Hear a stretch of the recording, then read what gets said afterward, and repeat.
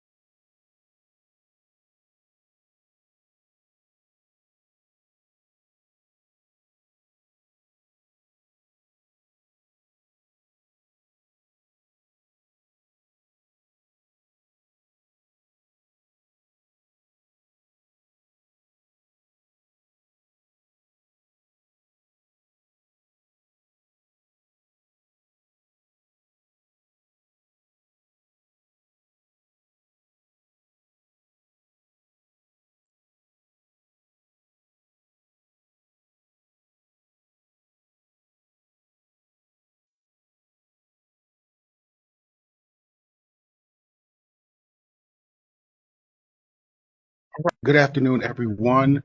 So glad to have each of you here. and we're going to go ahead and get started. Christian, can we promote Chief Thomas to a co-host?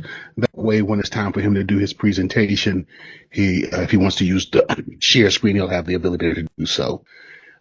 We're thankful to have Chief Thomas here with us today, and thankful to each of you who have showed up as well. We know that this is going to be a very constructive and productive conversation. Before we get started, let's begin with our land acknowledgement and our reparations acknowledgement.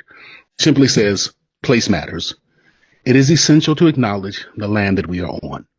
It is a land that has been stolen twice over, first by the Spanish in 1521 and later by the United States government in 1852. With the signing of the Treaty of Guadalupe, Mexico ceded 55% of its territory, including parts of present-day Arizona, California, New Mexico, Texas, Colorado, Nevada, and Utah to the United States. The land that Denver sits on originally belonged to the Arapaho tribe as laid out in the 1851 Treaty of Fort Laramie. When gold was discovered in the late 1850s, white settlers arrived in the area and began asserting their rights to the land. In 1864, the Sand Creek Massacre resulted in the deaths of hundreds of Arapaho and Cheyenne people, and soon after, these nations would be relocated out of Colorado. We acknowledge the Denver Task Force to Reimagine Policing and Public Safety assembles on land that was originally stewarded by indigenous peoples, and that we have a moral and spiritual obligation to right the historic wrongs that have been committed by local, state, and federal governments. Acknowledging that place matters is not forgetting the cultural, historical, environmental, social, and political context of the land that we are sitting on today. Our reparations acknowledgement says, healing, reconciliations, and reparations matters. It is essential to acknowledge that the United States of America was established on the forced labor of Africans who were kidnapped and enslaved. After the end of slavery in 1865, local, state, and federal government conspired through legislation and acts of terrorism to keep the people called Negroes, Black, and African Americans as a permanent underclass. We acknowledge that the Denver Task Force to Reimagine Policing and Public Safety and all Americans benefit in one way or another from the exploitation of Blacks for nearly 400 years in this nation. We further acknowledge that we have a moral and spiritual obligation to right the historic wrongs that have been committed by local, state, and federal governments. It is the desire of the task force to replace the system of white supremacy and oppression with a system of true justice in which everyone is treated fairly and those who need the most help get it. We'll take just a moment to reflect, a moment to breathe.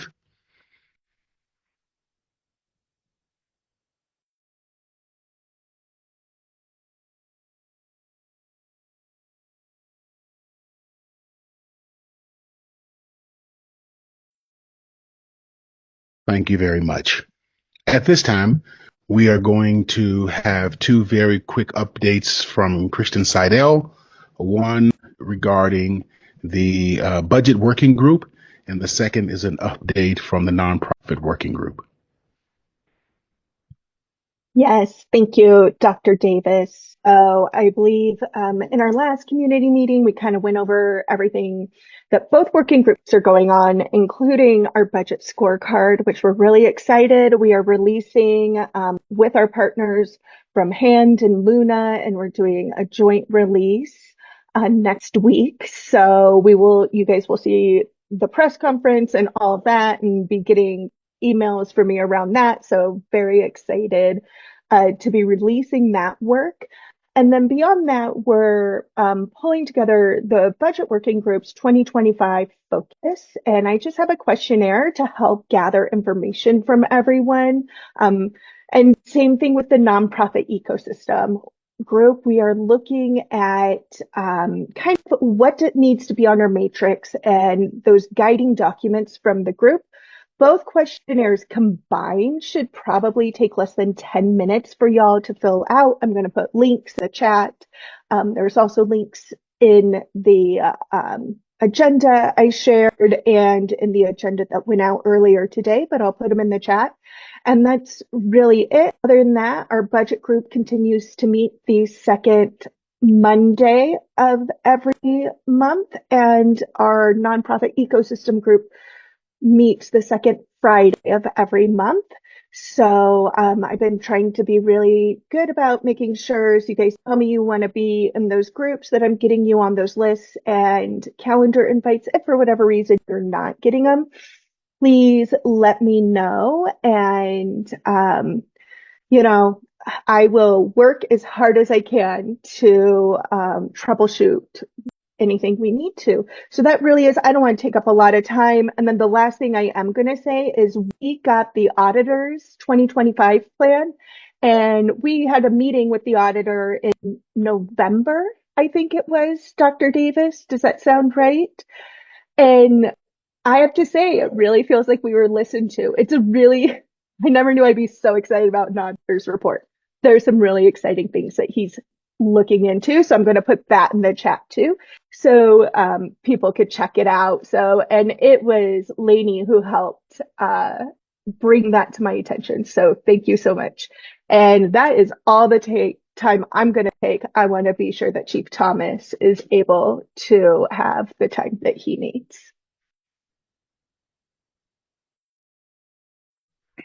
Thank you so very much, Kristen. She's going to drop those in the link.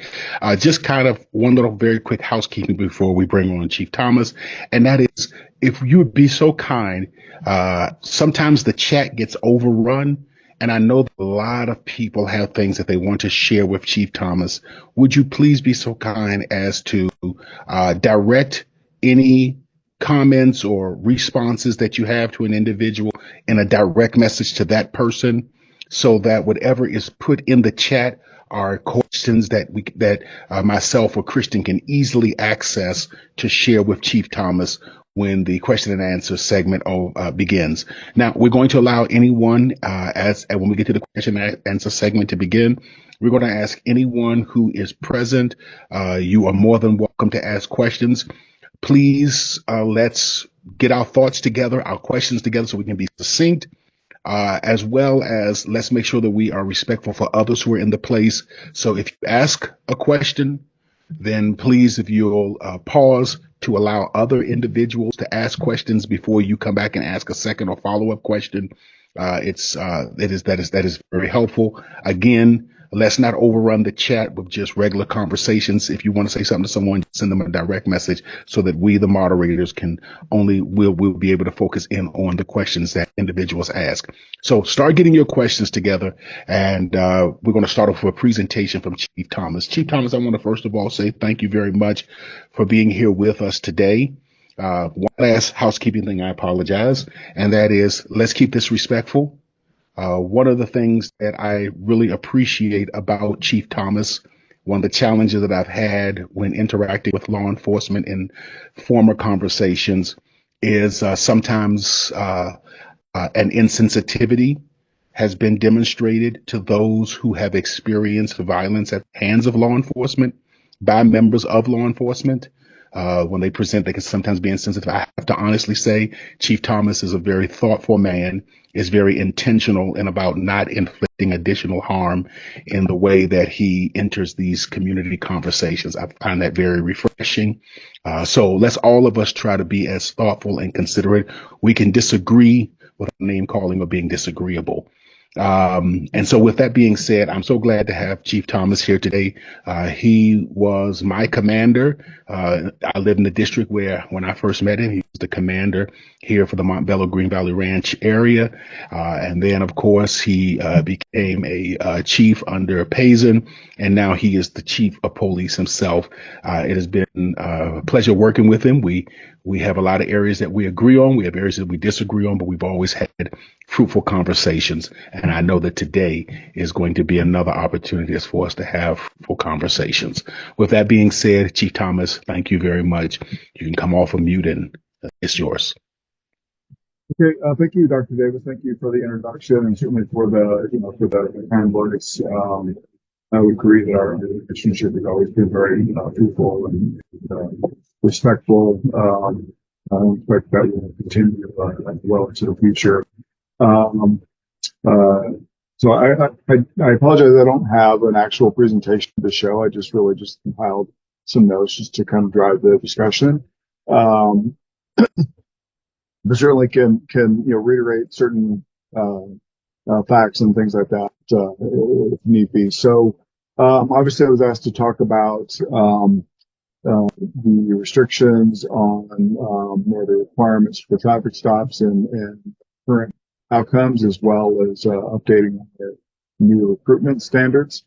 So I'll begin with the limiting of traffic stops. And so, as you know, Dr. Davis, it was 2021 when I was first introduced to the concept of limiting traffic stops.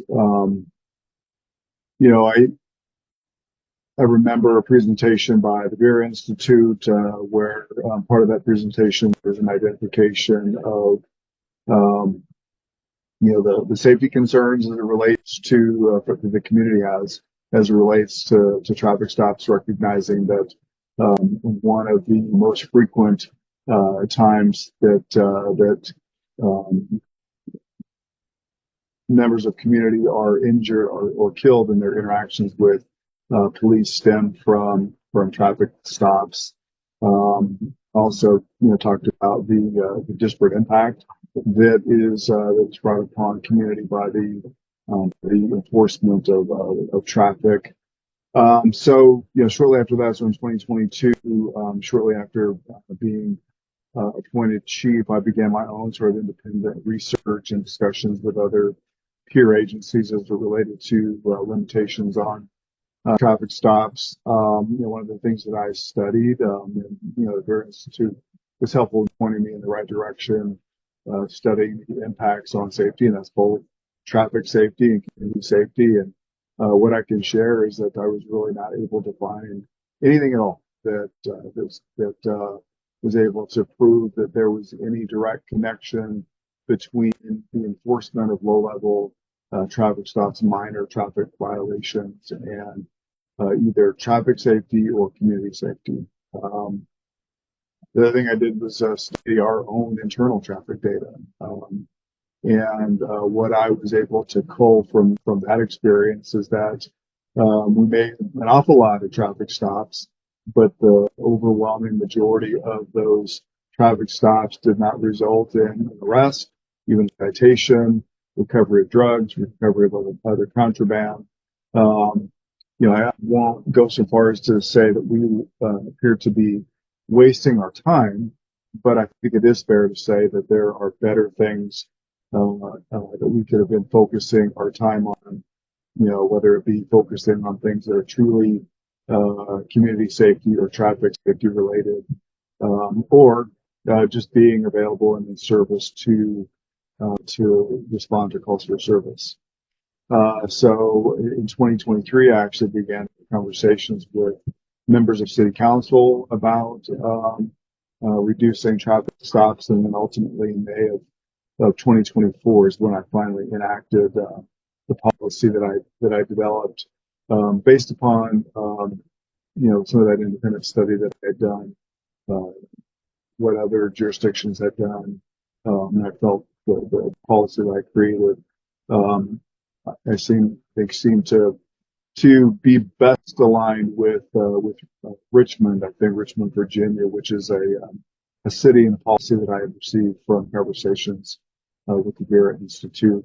And so that policy, I think it clarifies sort of the purpose of proactive policing, and that is to impact criminal activity and improve traffic safety. Again, low-level enforcement doesn't seem to satisfy any of those things significantly.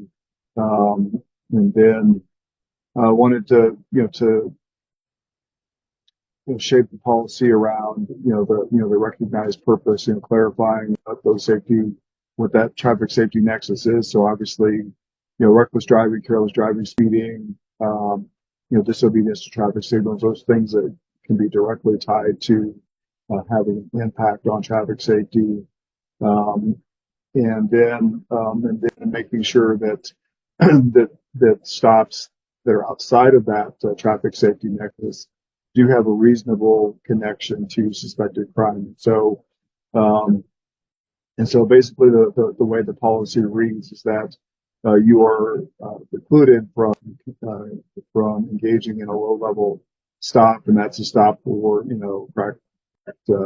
windshield, expired license plate, taillights out, headlight out, those kinds of things that are not, that are generally just equipment violations and aren't connected to traffic safety, unless there is a separate and distinct um, reason that you're investigating some potential crime. So a fact pattern could be, you are an officer assigned to a precinct, and from your experience that there are a lot of overnight burglaries in a particular neighborhood or on a particular block, and during your patrol, you happen to see a vehicle that is driving slowly down a block, and maybe that matches the description of the vehicle used in other crimes.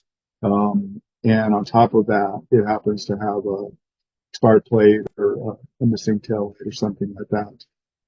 Then and only then could you engage in that low-level traffic stop. And then after that, you have to be able to document your justification for doing so. And so I think that's the most important piece, is the requirement of documentation of why the stop is taking place when it's outside of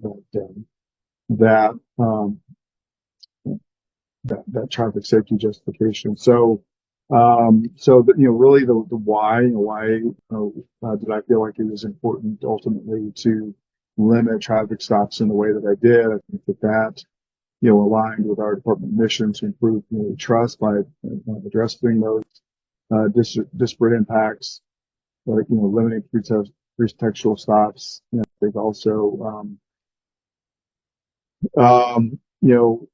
helps reduce those racial disparities, and then focusing on traffic safety and community safety. I think that it allows us to address those things more specifically, and then I think that the reduction in the time that we're engaging in those low-level traffic stops, I think, gives us a better opportunity to be more responsive to community needs and customer service and crime reduction. So I'll talk a little bit about what we have seen both pre and post policy implementation. So in 2024, there were almost 35,000 traffic stops. Pre-policy, we were about 4,300 traffic stops per month, or 152 traffic stops a day. Post-policy, that had been reduced to just under 2,200 stops per month, or roughly 77 stops per day. So the math on that is about a 49% reduction in traffic stops. Now, when we look at the arrests and citations as it relates to that reduction in traffic stops, arrests, as I mentioned earlier, have always been a very low percentage of our traffic stops. They continue to be a low percentage of our traffic stops. Citations are actually a more common outcome now for traffic stops, and I think that's because we're not focusing on those safety-related violations, and so I think that you're seeing a greater percentage of those stops resulting in citations. The percentage actually for arrest offenses in connection with traffic stops actually has increased, but traffic stops that result in arrest for traffic offenses or weapons offenses and dangerous drugs and GUIs, those make up the bulk of the arrest as it relates to those traffic stops, and so we're not seeing a high degree of people being arrested for warrants anymore as it relates to traffic stops. Talking about the racial disparity, so Native Americans actually saw the largest percentage decrease, about 40%, over a 40% decrease in contacts of Native Americans. The second largest decrease was that of African Americans, so almost a 20% reduction in contacts of African Americans.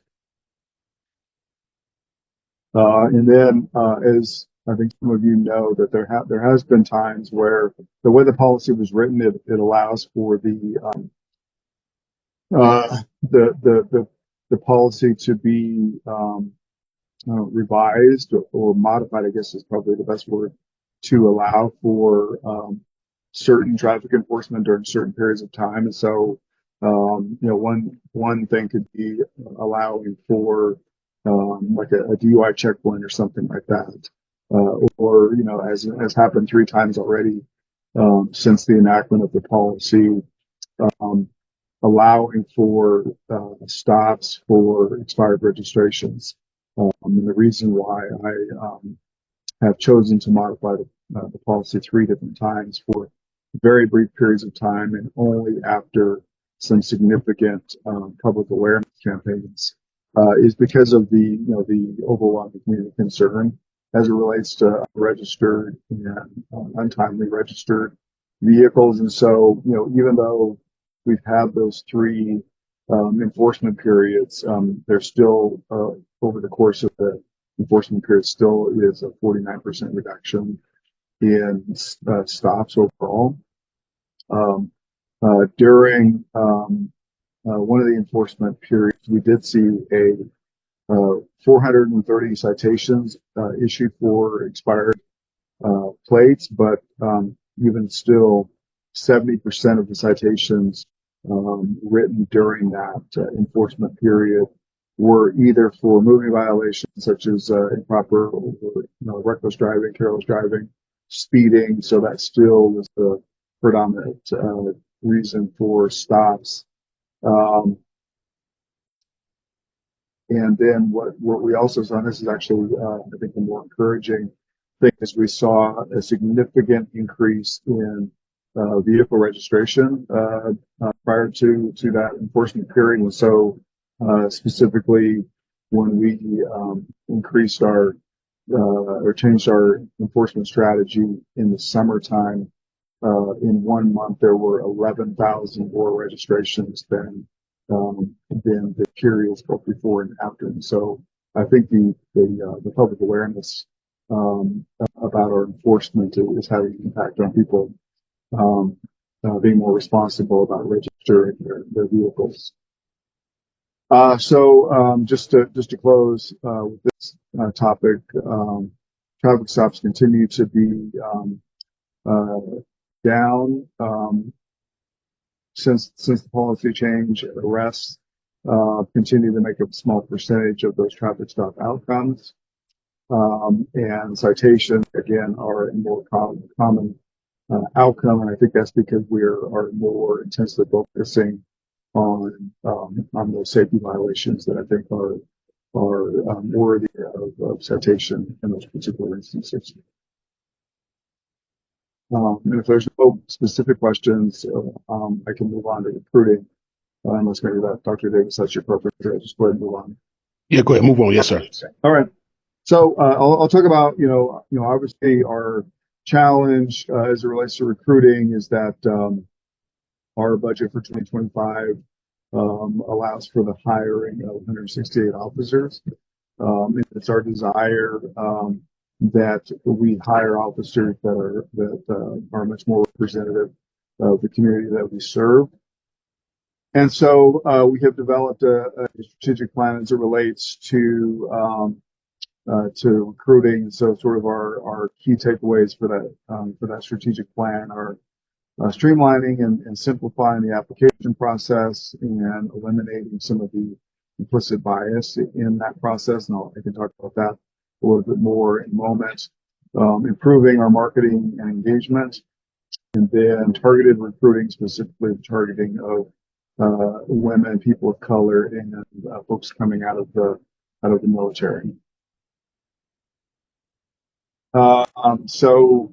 Strategies as it relates to recruiting. So the holding of mini academies, and so we continue to hold Spanish academies and cultural academies. These are brief engagements, usually lasting just a few days, maybe a weekend or a Friday, during a week where we will meet in community and engage with people maybe, in the Farm Northeast or a particular group we've done engagements at the Denver Indian Center. We have had a number of Spanish-speaking only academies, really trying to better connect with those academies. We just created a campaign which we are calling Empower Her. It's really kind of a play on words, so empower with an H, because it's specifically targeting our women. As I think most people are aware, we have signed on to the 30 by 30 initiative, which is an initiative to have 30% of our workforce be women by the year 2030. And so we think that we need to really put some intentional effort forward to seeing that happens. And so the Empower Her Academy is a 6-week engagement. So for a couple of hours in the evening for 6 weeks, we bring women together. The first engagement was 42 women that we brought together. They stayed with us through the entire program. And after the program, about 2/3 of them immediately engaged in our hiring process. I think 18 of them are still in the process for hire after having passed the written exam and are going through the other phases of the testing process. The next engagement that is upcoming is already on my calendar.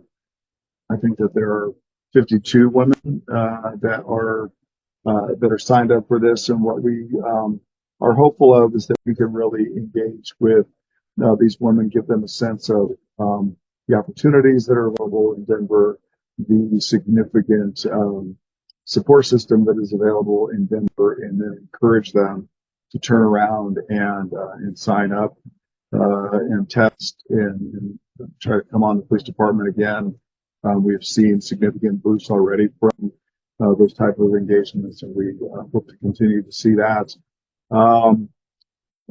As far as our recruiting resources, so we receive grant money to do an ad campaign that we call the Perfect Candidate campaign. And it actually, I think, was specifically targeting women and people of color. We found officers who were women and people of color.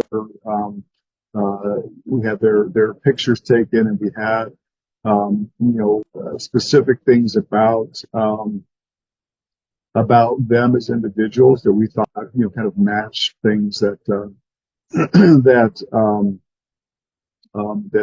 people who are considering joining the police department, that thinking maybe they're not the right candidate, really to get them to understand that that they're just like other people who have joined the police department and even been successful on the police department. That campaign was both a billboard campaign as well as social media that continues, print campaign as well. We continue to do recruiting through Telemundo and through the Urban Spectrum, so they continue to print ads and do targeted recruiting for us in those publications. And then one of the things that we have done is we've really kind of gone back and talked to former recruits and identified how to be in contact with them. And one of the things that we identified was that the overwhelming majority of the folks that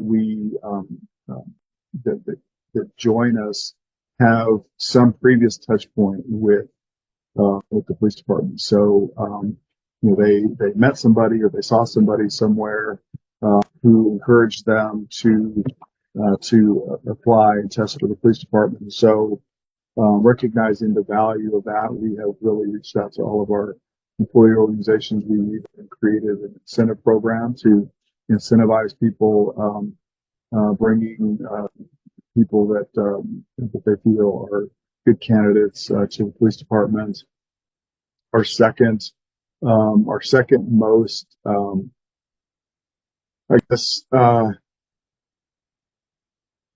used means of connection through social media. And so we have a pretty significant social media presence on all of our platforms. So just every job search site, we are invested there so that it's broadcast widely that we are hiring, and we are certainly looking for people to include those from diverse populations.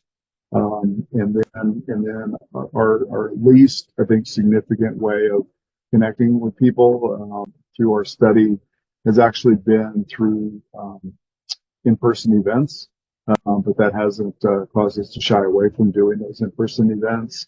I think it's important for us to be present, whether it's a job fair or whether it's just a cultural event. Like Pride Fest or a Cinco de Mayo, Juneteenth, something like that. I think that it's important for us to be present there. And I remember former, I want to stress former recruiting team members telling me that they can't draw a connection between there's no direct line between a connection made at a cultural event and someone sitting in the academy.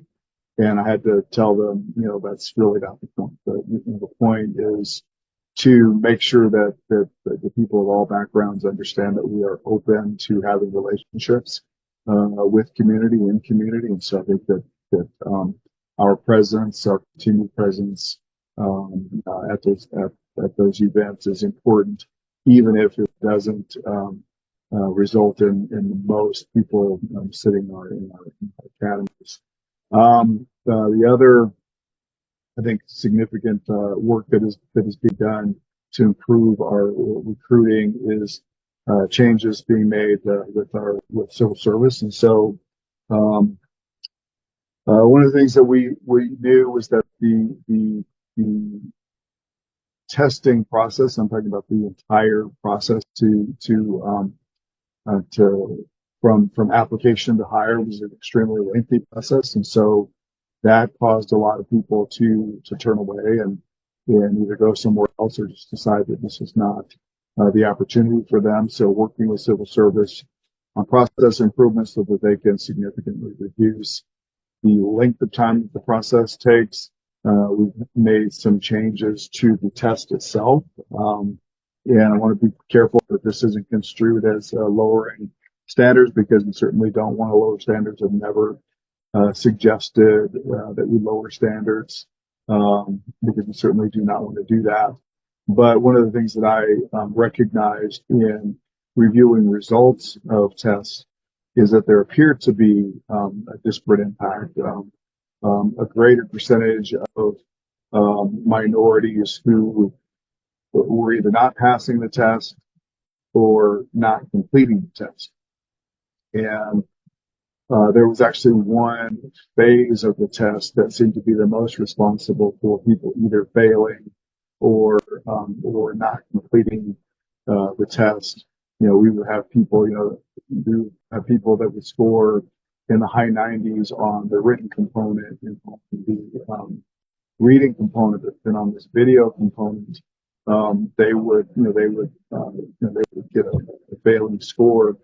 And I finally was able to see what that test looked like, and it was very clear to me that there's some disparate impact that depending on your culture, depending on your cultural experiences or the experiences that you've had with police in your community, could influence what you chose as the right answer. And so finally, I was able to get civil service to agree to remove that very subjective portion of the test. And that was also one of the more lengthy pieces of the written exam. So we anticipate seeing, not necessarily a higher percentage of passing scores, but a higher percentage of people completing the test. The other changes that we are looking forward to is those that were following the election. I supported strongly the change in charter to allow for legal non-citizens to become Denver police officers. Um, Also supported the removal of the stipulation as it relates to marijuana usage. And so it used to be that you could, that if you admitted to using a legal substance within 1 year of testing an application, that you were automatically disqualified. And so I think that that reducing that to no use post application, I think is more appropriate. And then the other change that I think is sounds subtle, but I don't think it's subtle, is the change that we've made in our facial hair policy. So, um, we had a 160 plus year um, uh, history and tradition of officers being clean shaven. Um, and not having provisions for people that have medical conditions. I think we're aware of the fact that people of color often have medical conditions that preclude them from being able to shave, and then Muslims and people that belong to other religions don't shave either. And so I think it was important to be less beholden to tradition and history, and more responsive, I think, to community by making that change to facial hair, to the facial hair policy.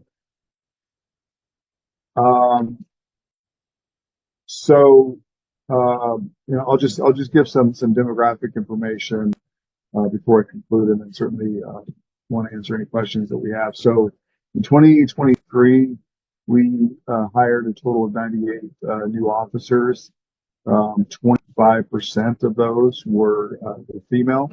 So I think we're working towards that 30 by 30 goal. I think right now our percentage of women is about 18%. I think the national average is roughly around 12. And so I think we're certainly better than most, but not where we want to be. So we think that these high percentages of women in our upcoming academies, it's going to be critical. Um, uh, Almost 35% of those hired in 2023 were Hispanic descent. African American, sadly, was 7%. That is the area probably where we struggle the most, and where we need to put most significant effort in 2025. 2024, we hired 123 officers. 20% of that total was female. 35% was Hispanic, and again, African Americans increased just a tad to 8%. But again, that will be, and that certainly shows that we've got work to do to recruit and retain that particular population. So, Dr. Davis, I think with that ends my presentation on those two topics. And again, answer any questions. Okay, thank you so very much. There have been several questions that have come inside of the chat. So here's what the format will look like.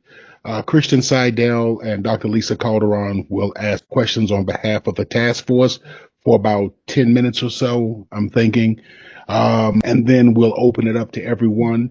I really think that the dynamics of the conversation improves when individuals ask questions for themselves versus putting them in the chat and then I read it for you. If you just totally feel uncomfortable asking the question out loud, I will read the question from the chat. But I would appreciate if you just raise your hand if you feel so comfortable. Please raise your hand and ask the question directly. But right now, we're going to let Christian Seidel and Lisa Calderon ask a few questions that the task force has formulated. So Christian and Dr. Calderon, if you could come off of mute, and we'll take a few moments asking some specific questions that the task force has formulated. Yeah, I know Lainey asked some questions from the budget committee in the chat, so I'll let her take that here a little later in the Q&A. Okay. I think some of our questions also were around the AI dog. like what kind of surveillance AI is. We're seeing AI grow. What precautions are you guys taking around that, and what kind of auditing are you doing of your AI and things of that nature? And then I'll give it all to Lisa. Did you say AI dog? Yes, in the newspaper they said you guys Yeah. got a dog, a robot dog. So we would love to hear Yeah. why and kind of like Yeah. what So else is happening. that dog was really uh, purchased or obtained in order to create safer contacts. And so I think that allows us to make contacts with individuals in high risk situations without having to introduce a person. So I think that limits the opportunity for some sort of lethal contact. This particular robot is not weaponized at all. We don't ever intend to weaponize it. Um,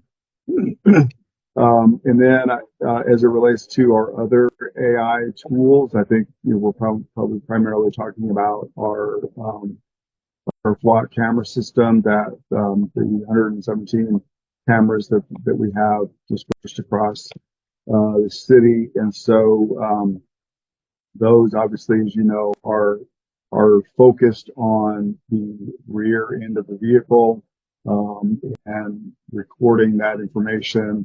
Um, it is only flagging those vehicles for us that are reported stolen or that have reported to have been involved in significant crime.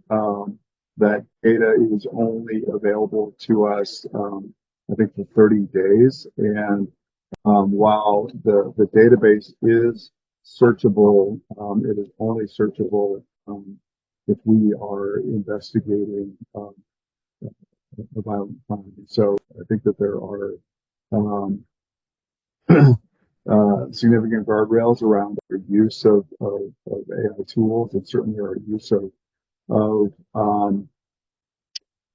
technology as it relates to engaging with community.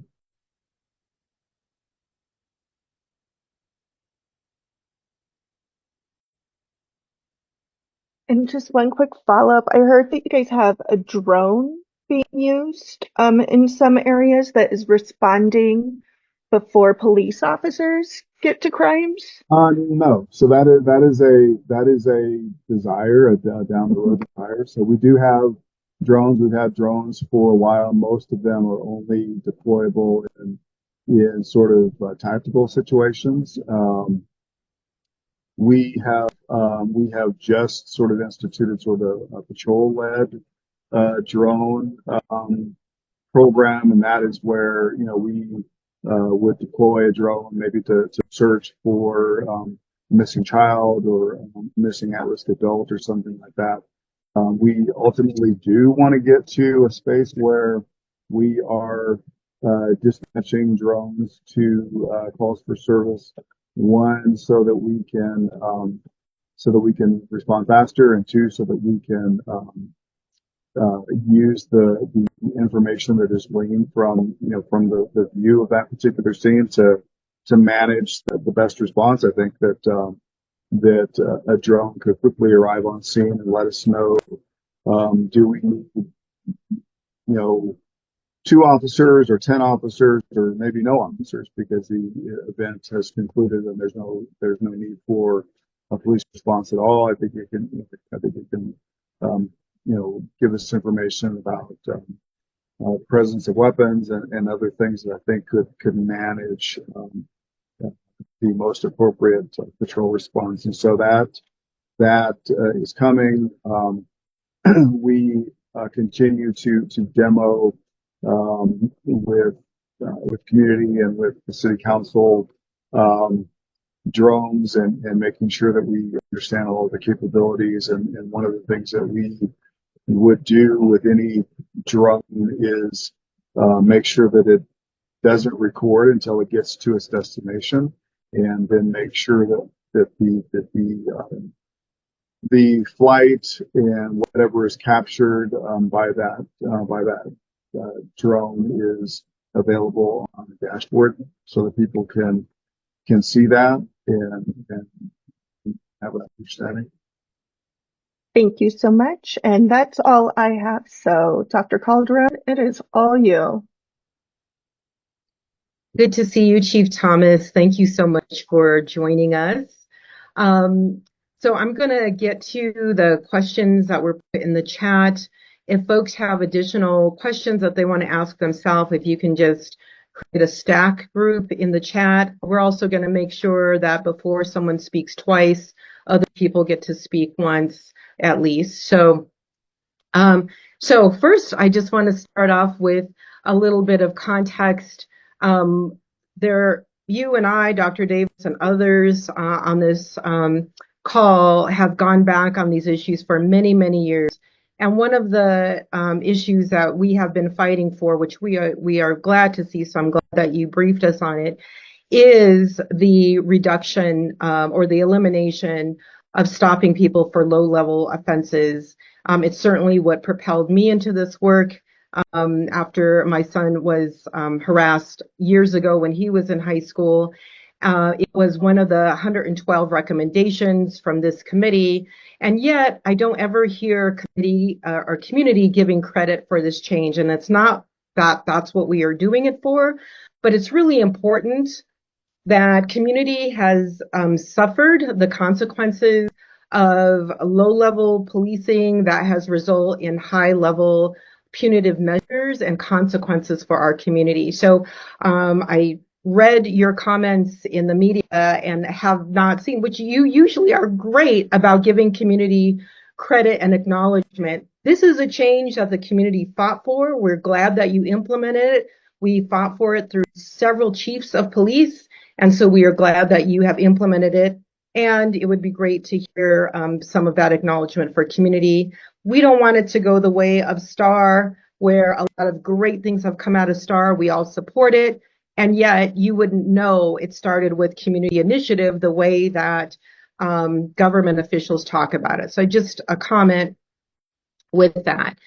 The other thing that I want to jump to before I get to some of the other things in the chat is actually one of the folks put it in here, and I'm going to jump to Carrie's comment because it has also been something that this committee has been fighting for, and I have been fighting for, and other Black women in law enforcement have been fighting for specifically, and that is Carrie's comment is, Chief Thomas, you talked about the importance of hiring women and people of color. Given recent reports of harassment, sexual harassment of cadets, particularly women and people of color, by male trainers and supervisors at the academy, what specific steps are being taken to change DPD's culture, ensure accountability, and protect the well-being of both recruits and the communities that they are tasked with serving? Thank you, Lisa. I appreciate that question. So I think that there has been, unfortunately, sort of some conflation between cadets and recruits. And so the two complaints that you're familiar with as it relates to sexual harassment were actually cadets not in the academy. They were public safety cadets who were in assignments that individuals that they were assigned to took advantage of the opportunity to harass them. So, and I recognize that the penalties for those offenses don't appear to be sufficient. And I don't want to reduce my responsibility there, but those, those decisions were made before I was chief. And so one of the things that I have committed pretty clearly, or communicated pretty clearly, is that behavior won't be tolerated. And so we have done a lot to train people as it relates to respectful behaviors in the workplace. I think we've had 3 specific trainings as it relates to that. We continue to vigorously investigate any EEO complaints. There were some complaints as it related to bullying and also other cultural concerns or I guess culture related concerns at the academy. We have responded to that by sort of overturning a number of the assignments in the academy, and so we have a new academy director. We have a new supervisor out there. Many of the trainers out there are new and understand, I think, clearly the need to change culture. I think that the way that we run our academy is significantly different. I think that it is rather than being run as it had been in the past as a boot camp, it's run more like a college campus atmosphere. I think we are much more responsive as it relates to the needs of our recruits, and so we do assessments of recruits upon entry, really identifying some of their physical and academic needs and tailor the training so that to make sure that they are able to be successful. And I think that what that has resulted in is more individuals being successful in the academy training.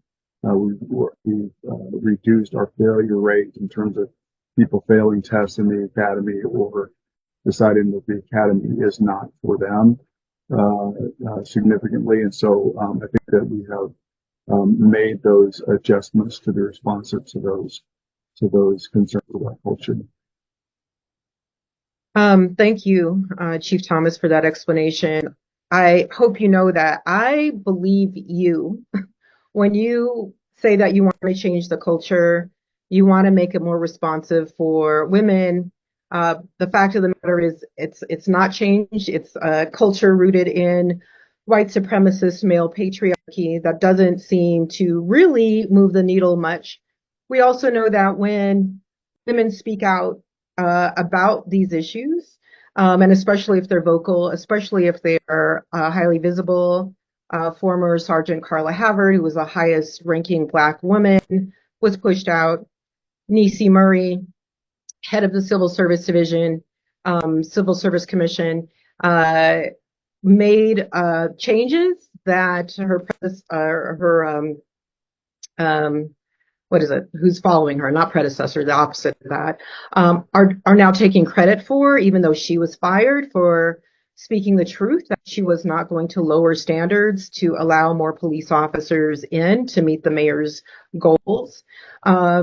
So just a personal point of disappointment of having these men of color as a head of the public safety agencies and not seeing them stand up for the women of color who are being targeted and pushed out.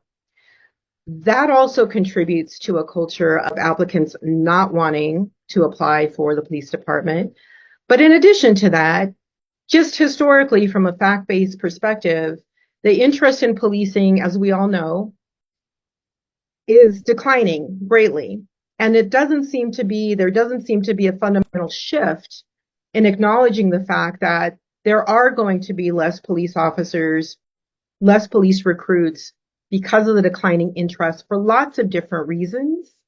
And yet the nature of policing, the way it's done, doesn't seem to fundamentally change, right? There are still these goals met that are not going to be reached. So it's just a comment that the culture of sexism and patriarchy is still pervasive. And so that absolutely, and racism, are still going to weigh heavily on people deciding for that profession.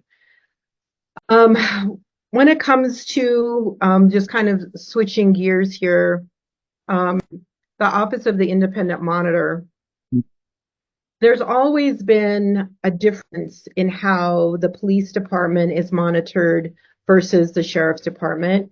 It's been a difference of parity between these two departments, even though they are both law enforcement departments. The OIM has jurisdiction over the police and sheriff departments, but the ability to see body cam footage, have access to the same amount of information is quite different between the police and the sheriff's departments. Why are those departments treated so differently? I've got my own theory, but I want to hear from you. Why is there less transparency with the Denver Police Department versus the Sheriff's Department when it comes to these investigations?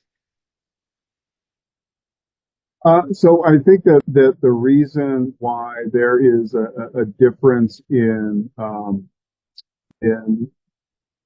how OIM engages with the sheriff's department, and how the OIM engages with the police department, a lot of that I think stems from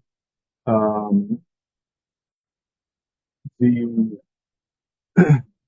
I think some of the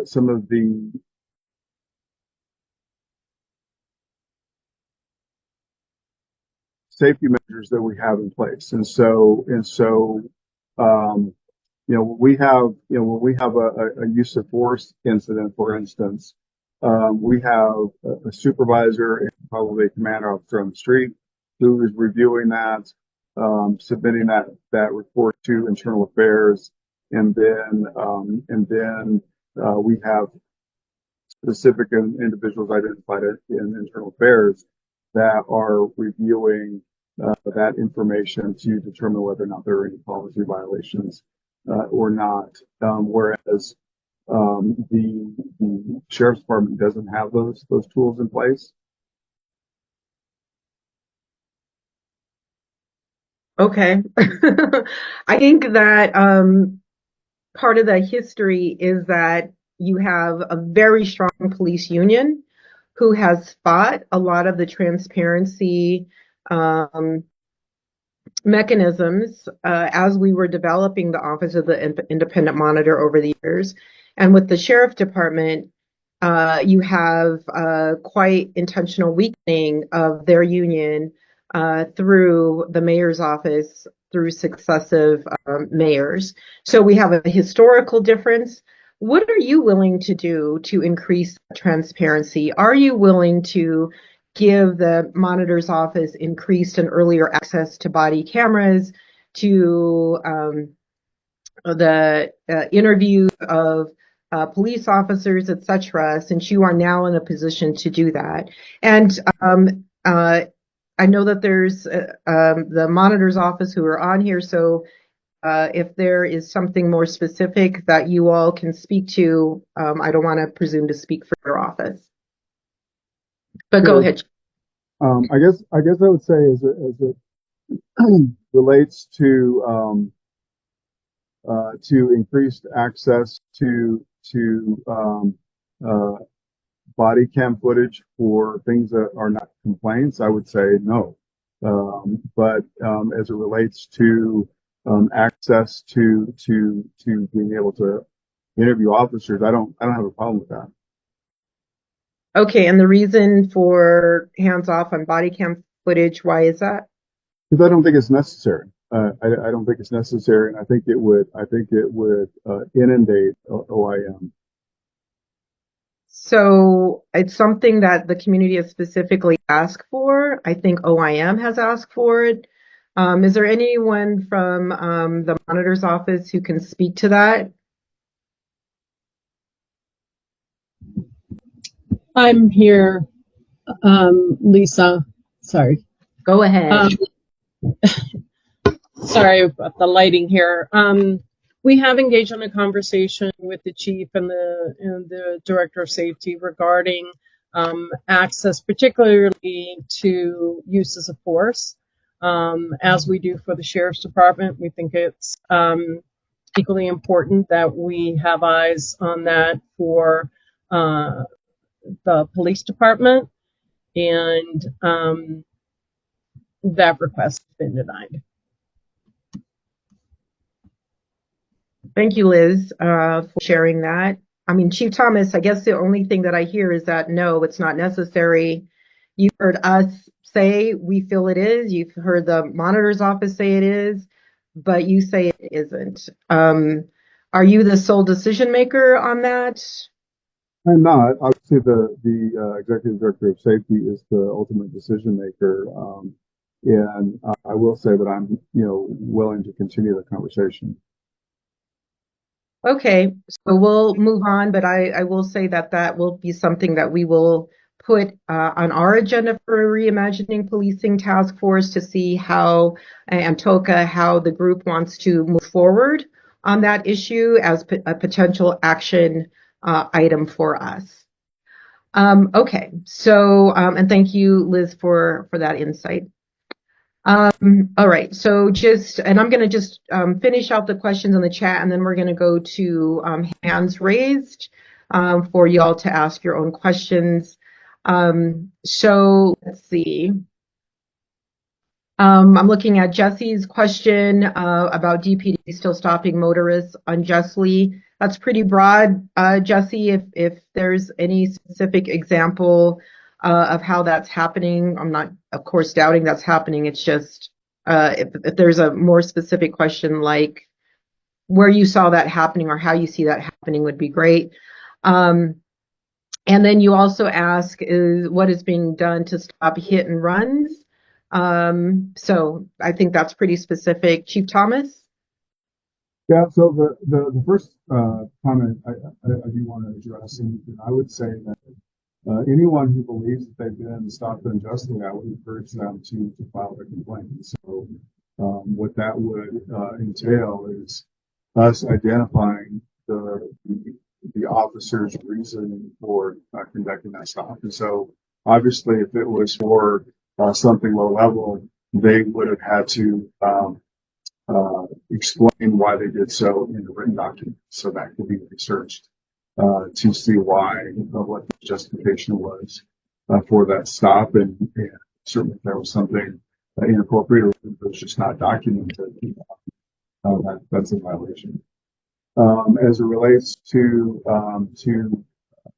the enforcement of hit and runs, and I think one of the reasons why, in addition to it being a significant community ask, one of the reasons why we reduced low-level traffic stops, eliminated them in essence, unless there's a justifiable reason, was just so that we could focus better on those things that promote traffic safety or that are impact traffic safety or community safety. And so hit and runs would be one of those things that is clearly a safety concern. And so I think that limiting stops the way that we have gives us greater capacity to be responsive to hit and runs. Thank you. I'm going to Brandy's question. We already talked about a little bit the robot dog and halos, but expanding that question, she asked what tools are being used for public safety at Union Station, and I would expand that a little bit around the stabbing spree that happened on 16th Street Mall. I saw your press conference and the mayor's press conference about it. I was surprised that there was no mentioning of mental illness. Not that that's an excuse, but I think what we do know, what you shared of the suspect's history, is that he had many touches, I think over a decade, with the system, the criminal legal system in Denver, and obviously that there were failings that happened, or what is being done to find out where the breakdown was potentially for this individual. Where were the that perhaps interventions, because that's what we're also about on the task force, interventions, de-escalation, mental health, increased mental health services, etc., that seem to be missed along the way over multiple years with his contacts with your department and also the sheriff department? Yeah, good question. So I think that there is an opportunity for improvement there. I think that you know the it, it appears as though there was a recognition of the challenges that this individual had, but no connection to resources. So I do think that is a component that needs to be addressed uh, as a city and as I think an overall system, so that when we are connected to those individuals who are in our custody under arrest, being housed, that they are evaluated for their potential mental health or substance abuse challenges, and that there's the ability to connect them to resources. Okay. It would be good to hear more about that in zero tolerance press conferences as well. Also, it would be great for the systems who all had interaction with him to do a fatality review, to learn from this situation, hopefully to prevent it from happening ever again. It's pretty horrific. All right. Jesse has another question about, are you all logging traffic interactions on the incident card we proposed? And I don't think you all are, because I know that there was, it was something I think perhaps in the recommendations, 112 recommendations. I also know that it was something that was done by state law many years ago, but it's sunset, and I don't think that that has been restarted. So is that correct, Chief Thomas? I think I got lost in what the question was. Yeah, so his exact question, are the DPD officers actually logging their traffic interactions on the incident cards we proposed at the start of this task force? Yes, in fact, we are using the state's program to do so. And is that data being collected, compiled, and reported back out about those findings? So it's being collected and reported out by the state. Okay, by the state. And then I know we also, Dr. Davis and I worked years ago with you about a racial profiling database. We didn't call it that, but it was around trying to track incidents around race. There was Dr. Philip Goff's program was involved with that. I don't think we ever saw a report on that. Was that completed, and was there a report out to the community about that? There was not, and I have not seen that compiled data. Will it be compiled at some point and shared with the community? The data that was compiled after, I don't even know where that data is, to be honest with you. That data that was compiled after those many convenings that we had, back before 2020. Okay, well, that's disappointing to hear, and I think that that's just kind of another indicator that the community spends a lot of time and hours and working on things, and then when leadership changes over or there's a new mayor, it all goes away. So that's pretty disappointing to hear, since we worked on that back when, even before, I think, George Floyd's murder. All right. Mariana has a question. She says, good evening, Chief Thomas. Why, when calling 911 and requesting STAR during STAR's regular hours, recruited to DPD? Having a mental health crisis is not a crime, but being treated like a criminal with handcuffs and shackles is criminal. Kindly address this, please. Yes, I've had this question before, and it's certainly an unfortunate situation. I think created by the demand for STAR.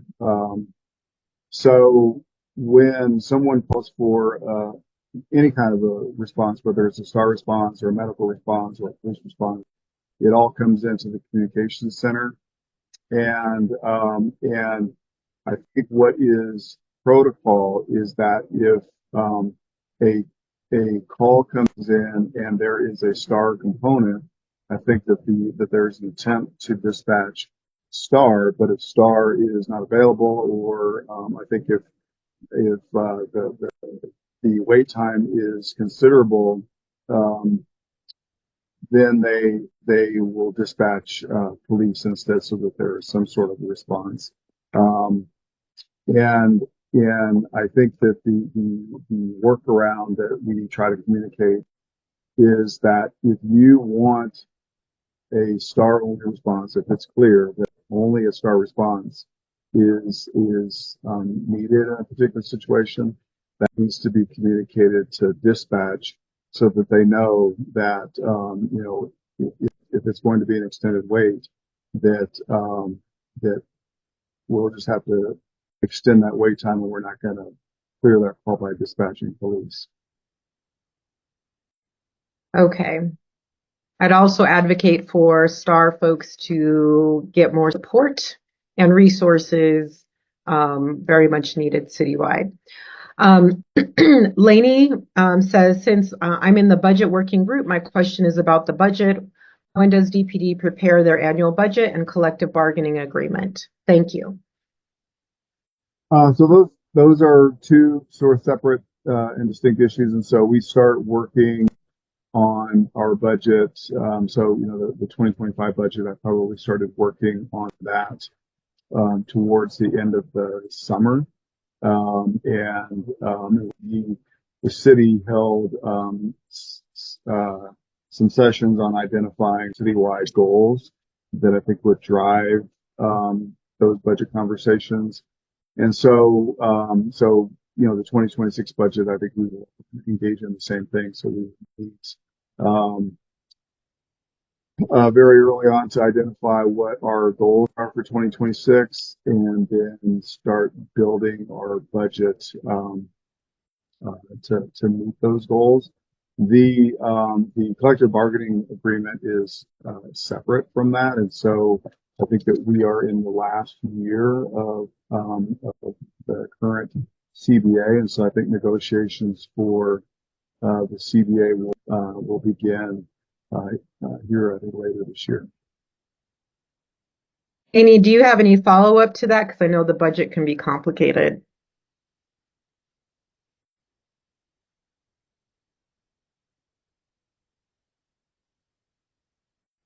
Okay. Let's go on to the next question. This is from Sedona. What specific training and protocols does your department have in place to ensure officers can conduct interviews and interactions with individuals who may be experiencing trauma in a trauma-informed manner, including recognizing signs of trauma and responding with empathy and sensitivity? Also, are there resources or referrals currently in place for support?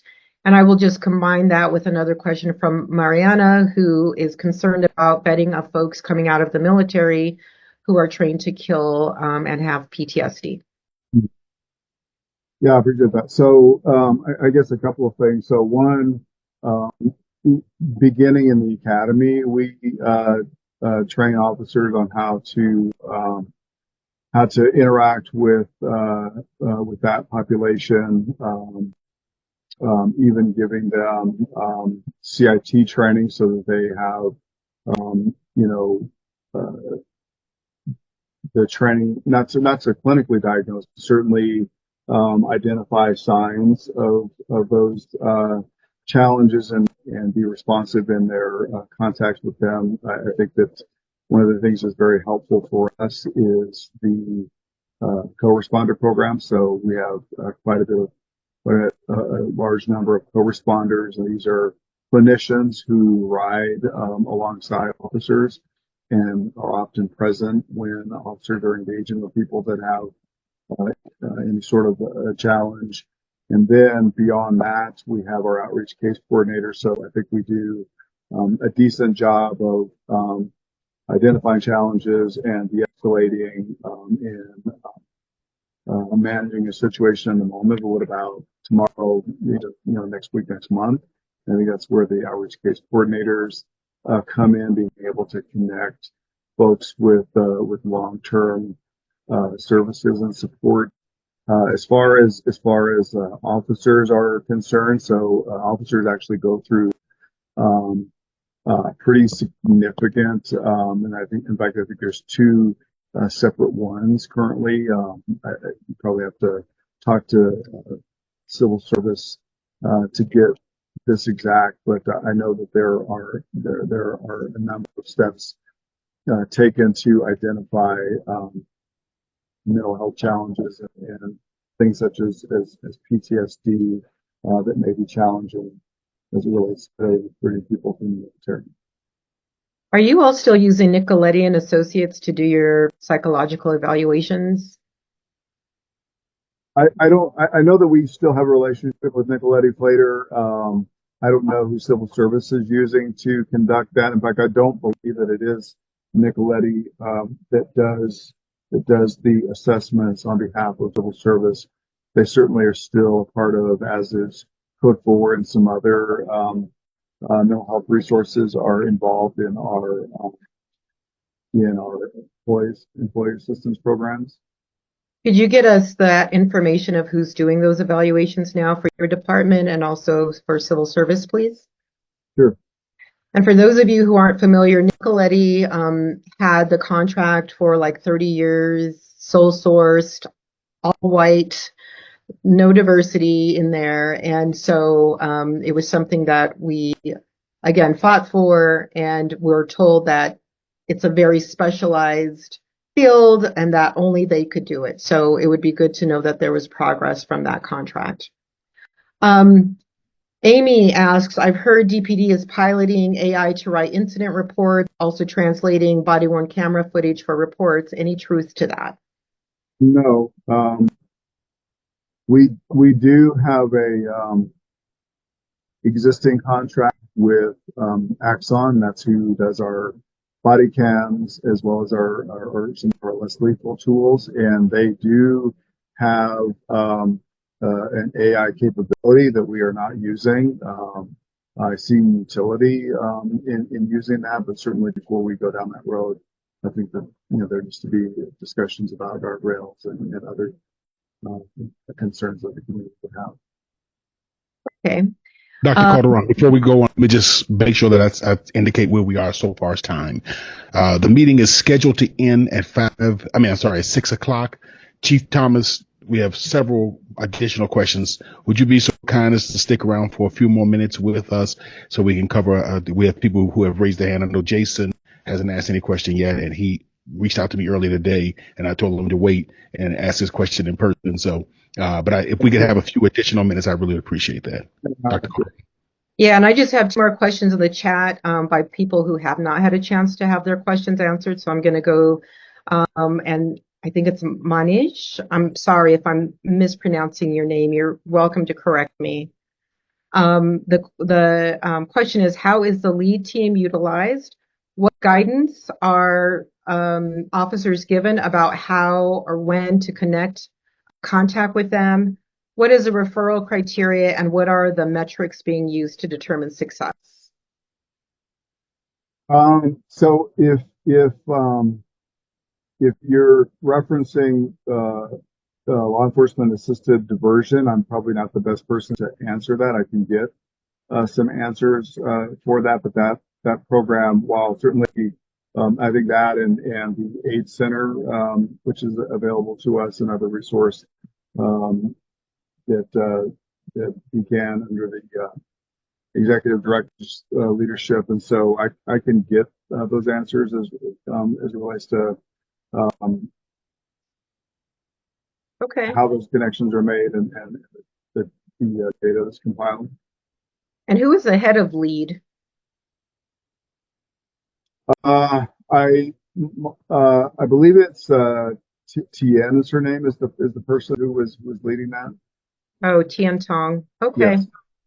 Thank you. And then just the last question in the chat that we're going to get to is Mylin She says, thank you, Chief Thomas, for sharing data about vehicle stops. Do you have any current racial data on traffic citations of the new cell phone law that prohibits drivers from using mobile devices while driving? Can you speak to concerns that this traffic offense might be used as a pretext to stop Black and brown drivers?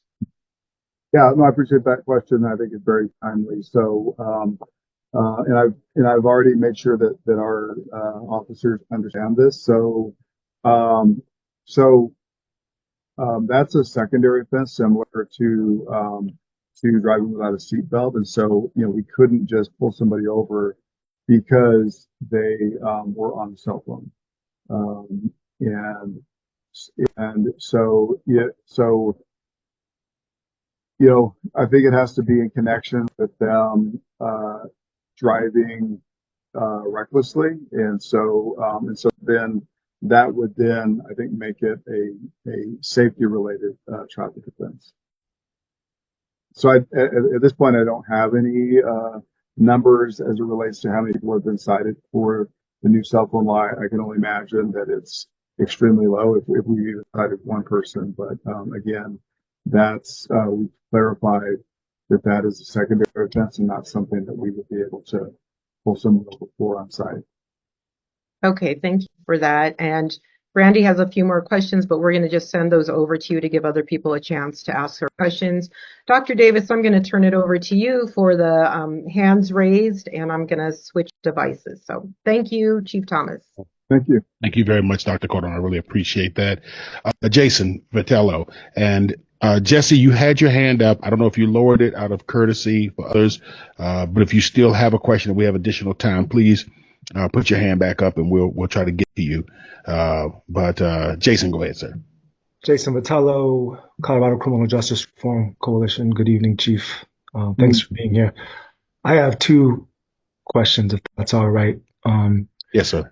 Director Saldate, in his budget presentation to City Council, declared that the Department of Safety wanted to advance safety through an anti-racist public health lens. And I thought that was really intriguing. I was wondering if you could speak to what he meant by that and to any tangible ways that this approach will be enacted by DPD. And my second question was, I once heard you say that more police don't make you safer. And it was really refreshing to hear a police officer say that, any at all, let alone someone in leadership. Our mayor didn't get that memo, but CCJRC agrees with you. TOCA agrees with you, obviously. But that said, what do you believe is the role that community can play in advancing public health and safety, which is why we are here? And do you believe that community should be resourced with public funding to perform this role? Thanks again for your time. Thank you. So I didn't hear the director's comments, and so I hate to speculate as to what he meant. I know that we often talk about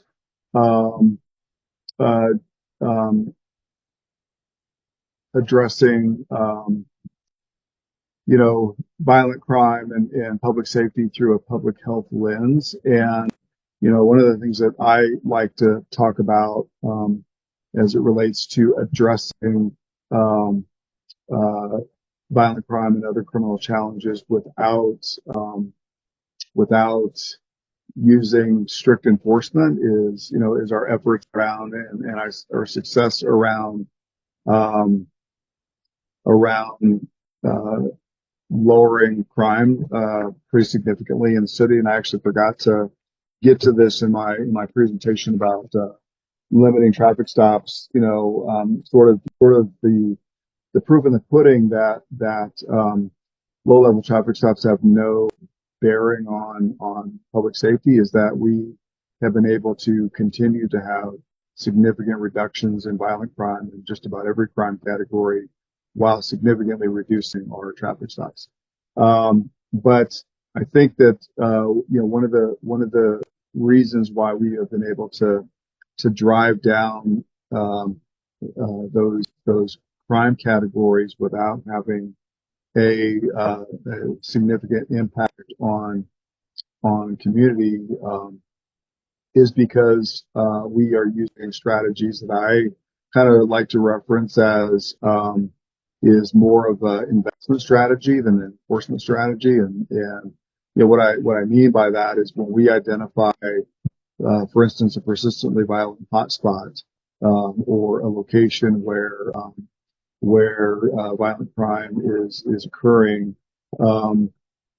I think it's been proven to me that it has less to do with the people and more to do with the place.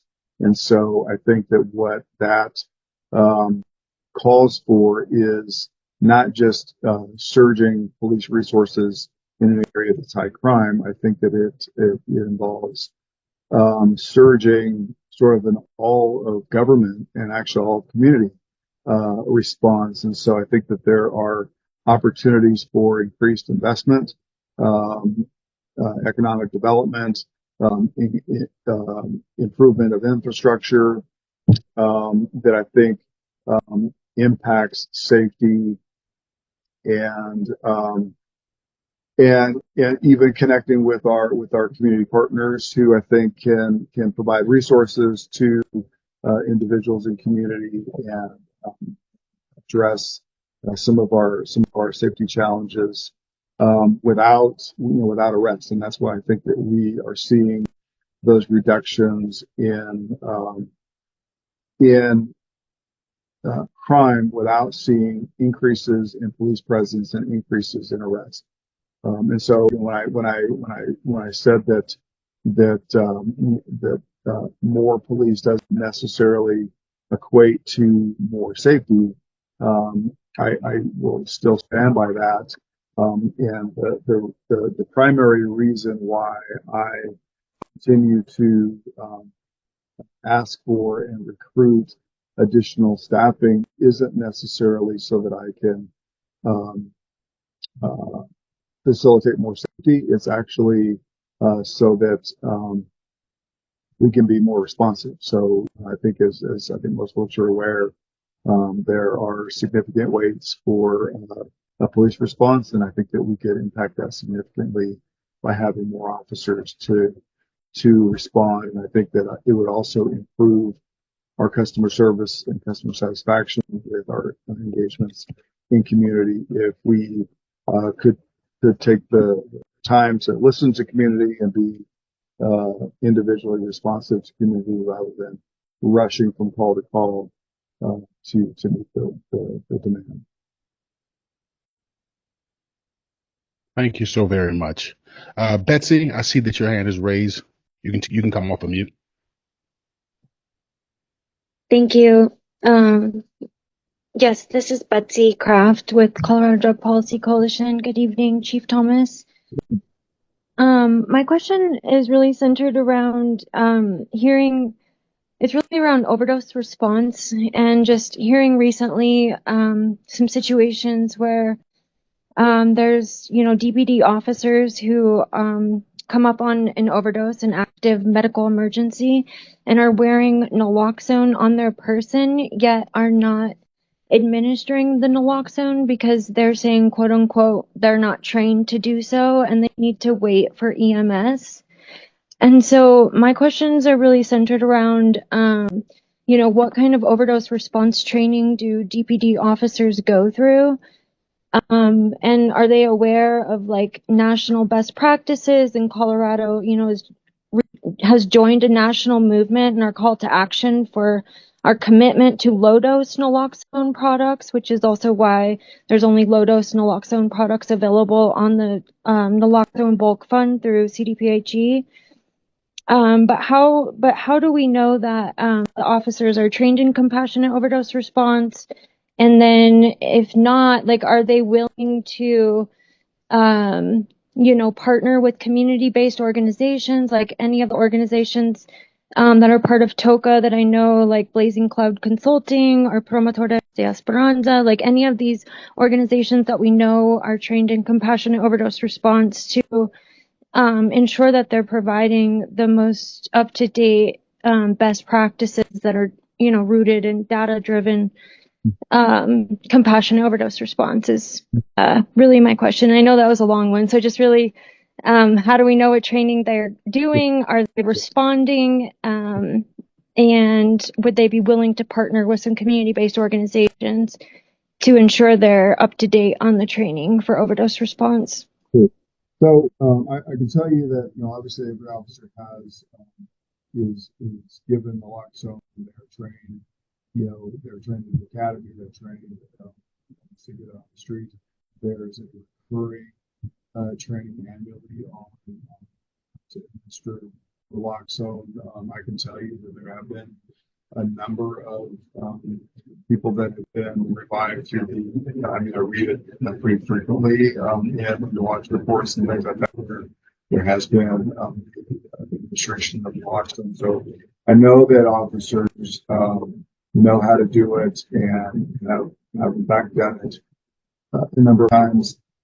Certainly willing to partner with someone who maybe could enhance our training and maybe provide greater levels of comfort with the administration of naloxone. But I don't think it's for a lack of understanding how to apply, because I think that training is out there.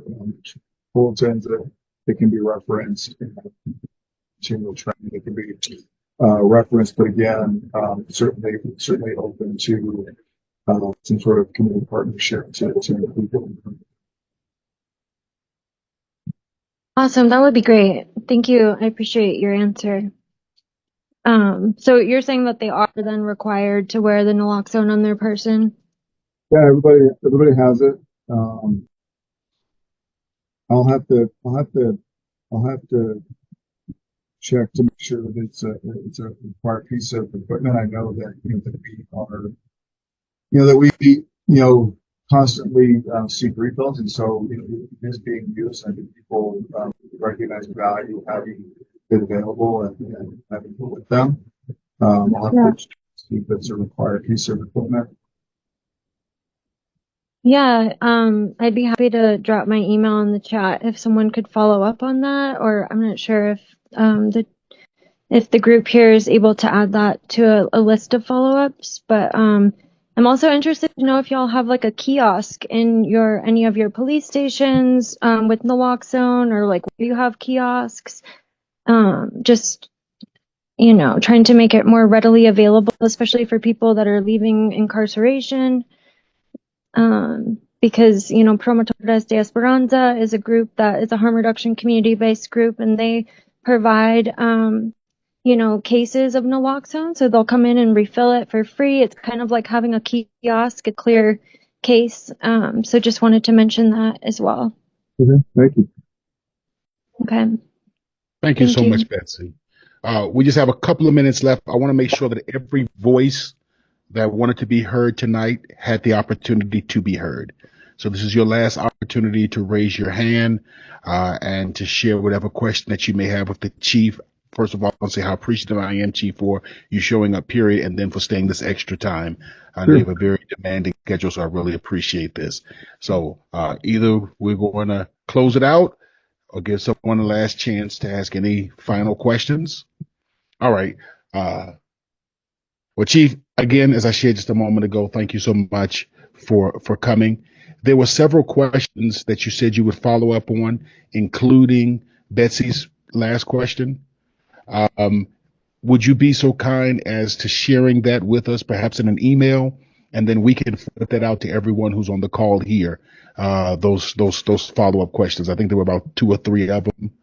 And when I go through the notes, if you don't have them right in front of you, if you didn't capture all of them, we can follow with an email with you on. Yeah, that might be best. I think I did jot down most of those that I received, certainly just to make sure that there was nothing that I missed or some nuance that I didn't capture. If you could just email me what the follow-ups are, and I'll make sure that I respond to that.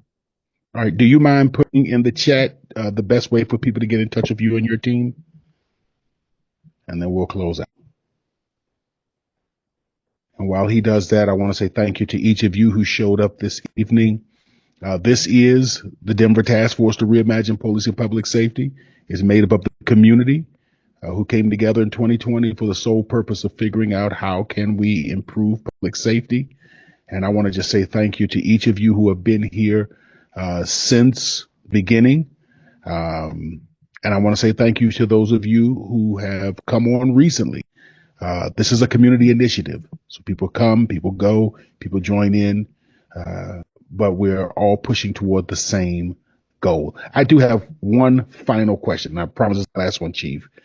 We just had, I don't believe, as it relates to how law enforcement is equipped, that there is a difference between President Trump and President Biden. However, there is a difference in their rhetoric around law enforcement. What is your, and I think you spoke to some of it, what is your office specifically doing to ensure that there's not a culture shift with the increase in rhetoric with now President Trump? Yeah. With the increase of more aggressive rhetoric from now President Trump.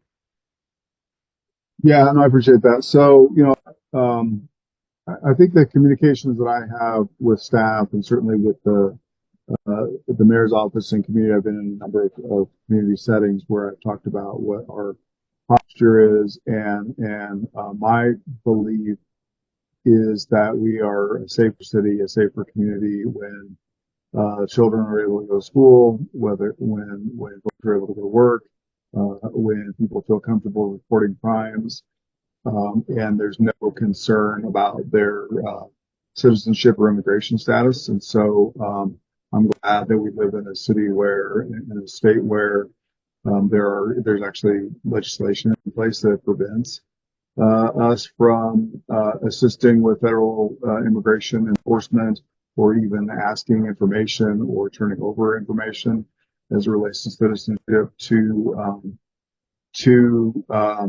federal immigration enforcement. And so,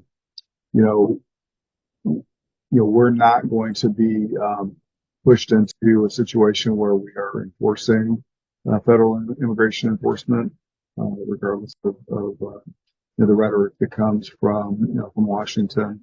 I think that we've stated our values, and our values and our commitment is with the community. And even beyond the immigration, first of all, thank you so much for that assurance. And even beyond immigration, President Trump has talked about relaxing federal rules around police interaction with citizens. He has intimated that he is going to support law enforcement when they abuse citizens. Use of force incidences. I don't remember the exact quotes, but there's so many of them and they're so bombastic. But with that being said, that was one of the part of what I mean by how are you addressing the culture when you have the president saying, we're going to make it so that police officers don't have to worry about getting in trouble when they hurt citizens, etc. How are you during that culture, that culture shift? Yeah, I mean, foolish statements to be sure.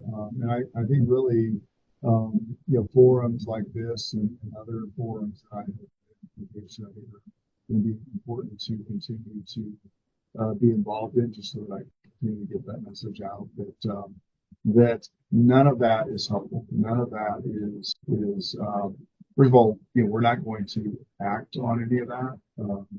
And I think it's important to make sure that the community is comfortable that we're not going to, respond in sort of hands off or kind of a stance like that as it relates to engaging with folks that are documented or immigrants in this community. Because again, it does nothing to promote community safety to have folks afraid of living in the city and engaging in police or any other government entities. Well, thank you. All right. With that being said, again, thank you for the additional 15 minutes. Thank you for everyone who contributed, who participated, and who stuck around all the way to the end. I really appreciate all of you. Chief Thomas, we will, Christian and myself, will get back with you with those follow-up questions. Everyone else, we'll send those out to you via email once we get those back from the chief. I hope that you're having a wonderful new year, and may God continue to bless you. Stay warm, stay safe. Have a wonderful evening. Thank you. Everyone. Thank you.